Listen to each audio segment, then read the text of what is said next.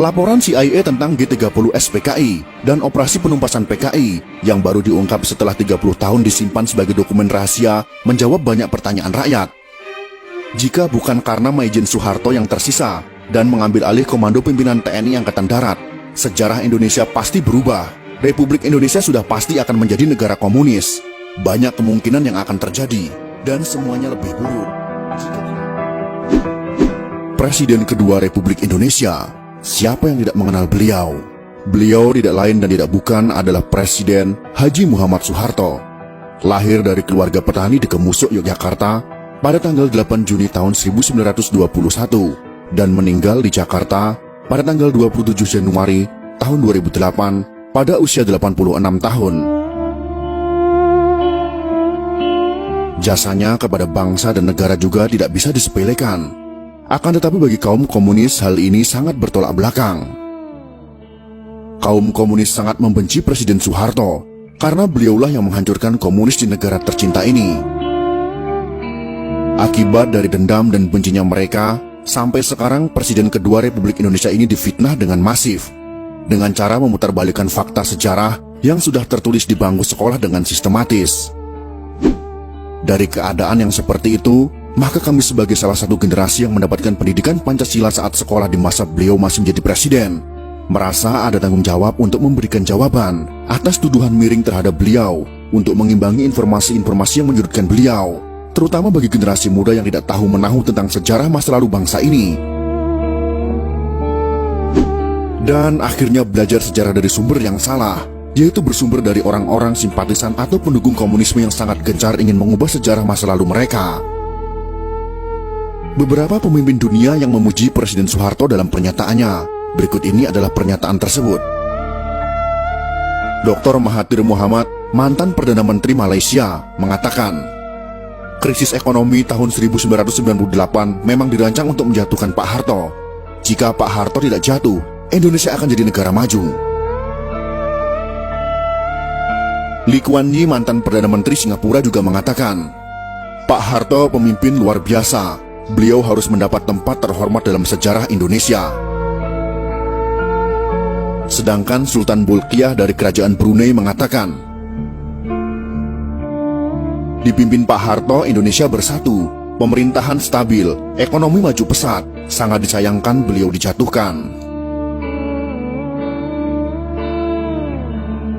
Sebenarnya Pak Harto berkali-kali mengutarakan niat untuk mundur, namun beliau melihat ancaman luar biasa besar membahayakan bangsa dan negara kesatuan Republik Indonesia.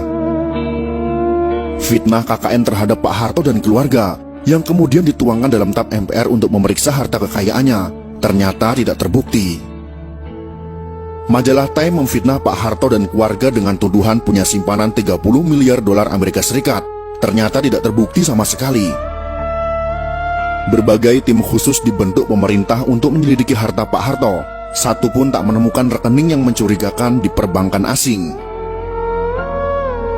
Silahkan cari kemana saja. Jika terbukti saya ada simpanan 1 sen saja, saya siap dihukum mati, kata Pak Harto. Semua tuduhan itu adalah fitnah. Belakangan terbukti Pak Harto dijatuhkan oleh konspirasi global, yaitu Partai Demokrat Amerika Serikat, Partai Komunis Cina, dan sekutunya, yang berkolusi dengan kelompok anti-Soeharto. Penyebab utama Pak Harto dijatuhkan adalah karena kemesraan dan keberpihakan Pak Harto yang sangat besar kepada umat Islam sejak tahun 1986. Ternyata ada pihak-pihak tertentu yang marah. Republik Indonesia merdeka pada tahun 1945. Namun kemerdekaan umat Islam Indonesia sejatinya baru terjadi pada tahun 1986 sampai 1987 setelah Pak Harto berpaling ke Islam. Sebagai manusia, Pak Harto sudah pasti tidak sempurna. Ada kelemahan, kesalahan, kekurangan, namun beliau tetap pahlawan. Jasanya luar biasa besar.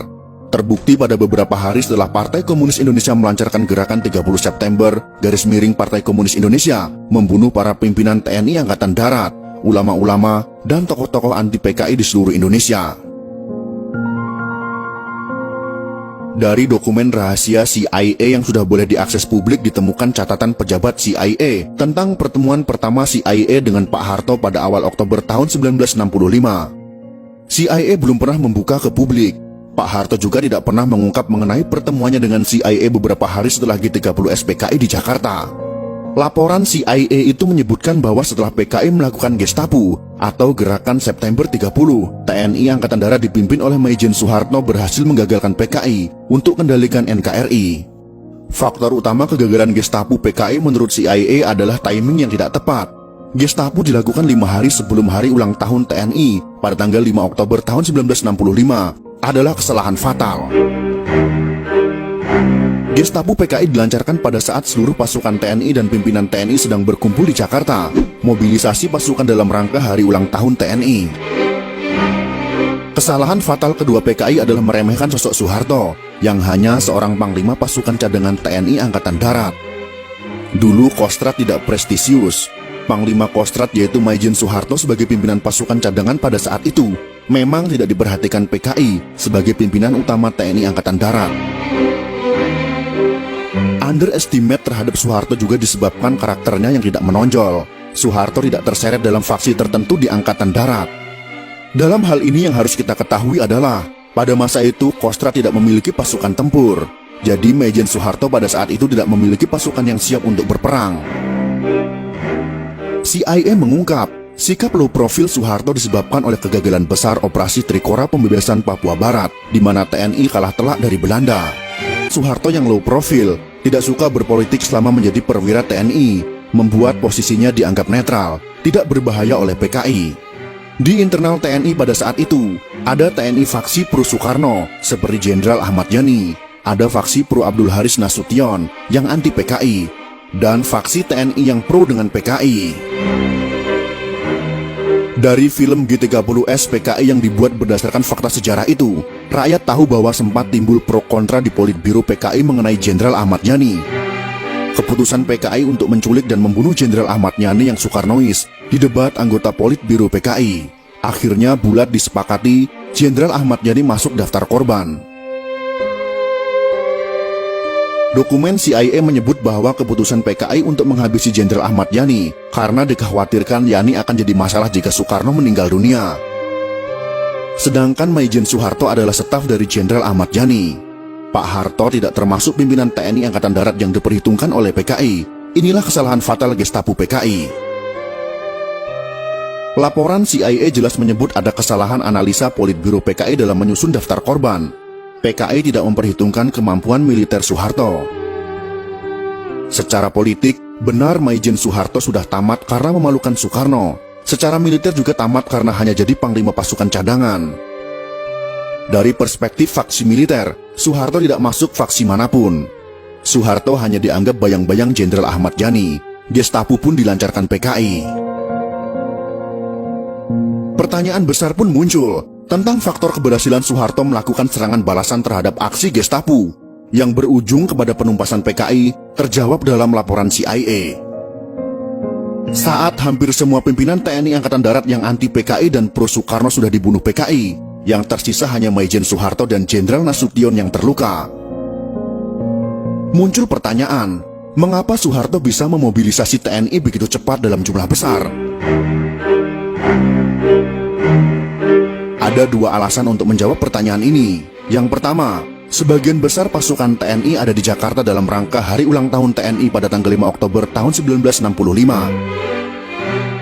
Yang kedua, Soeharto adalah mantan Panglima Trikora, satu-satunya jenderal yang berpengalaman dalam memobilisasi pasukan TNI dalam jumlah besar yang luput dari analisa PKI. Soeharto sebagai mantan Panglima Operasi Trikora sangat berpengalaman memimpin, memobilisasi ratusan ribu pasukan dari 3 matra TNI. Sekakmat TNI berhasil membalas aksi PKI. Bagi Soeharto memerangi pemberontakan PKI tahun 1965 sama seperti perang lawan pasukan Belanda. Hanya saja PKI lebih lemah daripada Belanda. Laporan CIA tentang G30S PKI dan operasi penumpasan PKI yang baru diungkap setelah 30 tahun disimpan sebagai dokumen rahasia menjawab banyak pertanyaan rakyat. Jika bukan karena Maijen Soeharto yang tersisa dan mengambil alih komando pimpinan TNI Angkatan Darat, sejarah Indonesia pasti berubah. Republik Indonesia sudah pasti akan menjadi negara komunis. Banyak kemungkinan yang akan terjadi, dan semuanya lebih buruk.